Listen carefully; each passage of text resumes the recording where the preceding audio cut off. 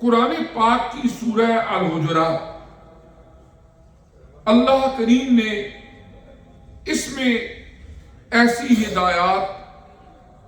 زندگی گزارنے کے ایسے اصول ہمیں عطا فرمائے کہ بحیثیت مسلمان، بحیثیت مسلم قوم یا امت اگر ان ہدایات کو اپنا لیا جائے تو معاشرے کے اندر بے شمار وہ دنگے فساد جو بپا ہوتے ہیں اور جس سے کا نتیجہ گھروں کے اندر نوبت طلاق تک پہنچتی ہے، خاندانوں معاشروں کے اندر بات قتل و غارت تک پہنچتی ہے، اور بسا اوقات خاندانی لحاظ سے کئی قتل ہو جاتے ہیں، پھر بھی ان کی وہ آگ ٹھنڈی نہیں ہوتی۔ اب کیا ہے، اللہ تبارک و تعالی نے اس سورہ مبارکہ کے اندر بنیادی طور پر دو مضامین ارشاد فرمائے۔ جو پہلا حصہ ہے،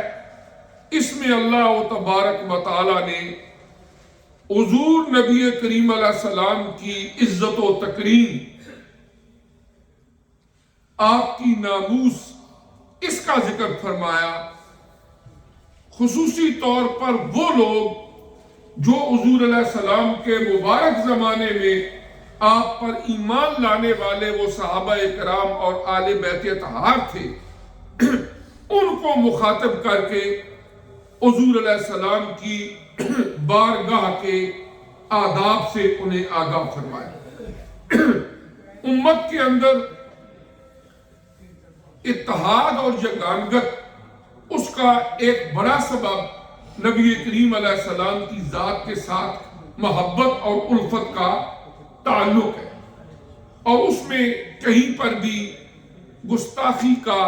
اور بے احتیاطی کا پہلو نہ ہو۔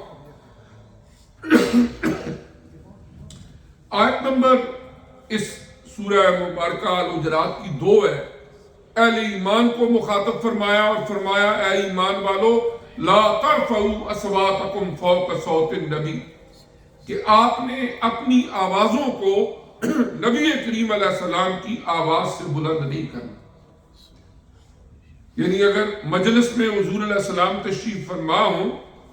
تو آپ میں سے کوئی گفتگو کرنا چاہ رہا ہو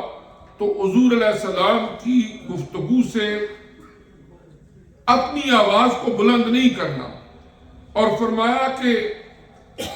کوئی وَلَا تَجْهَرُوا لَهُ بِالْقَوْلِ كَجَهْرِ بَعْضِكُمْ لِبَعْضٍ، جس طرح آپس میں گفتگو کرتے ہوئے بآواز بلند بھی گفتگو کر لیتے ہو، جب بارگاہ نبوت میں حاضر ہو وہاں پر اپنی آوازوں کو پست رکھو۔ یہ بھی اس بارگاہ کا ادب ہے۔ فرمایا اگر ذرا سی بھی گستاخی ہوگی، ان تحبط اعمالکم وانتم لا تشعرون، کہیں ایسا نہ ہو کہ تمہارے زندگی کے سارے عمل ضائع ہو جائیں اور تمہیں شعور بھی نہ ہو، پتہ بھی نہ ہو کہ یہ اعمال جو ہے وہ ضائع ہو گئے۔ ایک تو بنیادی طور پر حضور علیہ السلام کی بارگاہ کا ادب جو ہے وہ آیت نمبر 5 تک سکھایا گیا۔ پھر آیت نمبر 6 سے آگے اس سورہ مبارکہ کے اختتام تک اللہ تبارک و تعالی نے ہر حکم کو جب ارشاد فرمایا تو اس کا آغاز یا ایھا الذین آمنوا سے فرمایا، اے ایمان والو، اور پھر ہر ایک حکم اس کی تلقین کی کچھ وہ معاشرتی یا سماجی برائیاں جو لوگوں کے درمیان دوریوں کا سبب بنتی ہیں، گھروں کے اندر فتنے فساد برپا ہوتے ہیں، اچھی بلی مخلصانہ دوستیاں دشمنیوں میں تبدیل ہو جاتی ہیں، بات ابتدان گالی گلوچ لڑائی جھگڑے تک پہنچتی ہے، اور پھر بسا اوقات کئی قیمتی جانیں بھی ضائع ہو جاتی ہیں۔ اگر آپ کو کہیں پر آگ لگی ہوئی نظر آئے، فائر بریگیڈ کی گاڑیاں دائیں بائیں سے پانی ڈال کے آگ بجھا رہی ہوں، آپ وہاں چلے جائیں اور جا کر پوچھیں کیا ہوا ہے، تو کوئی بھی نہیں آپ کو کہے گا کہ آسمان سے آگ کا ایک بہت بڑا بھگولا آیا اور یہاں پر آگ لگ گئی۔ بات اتنی سی ہوگی کہ کوئی شارٹ سرکٹ ہوا ہے، کسی نے ماچس کی ایک تیلی لگا دی ہے،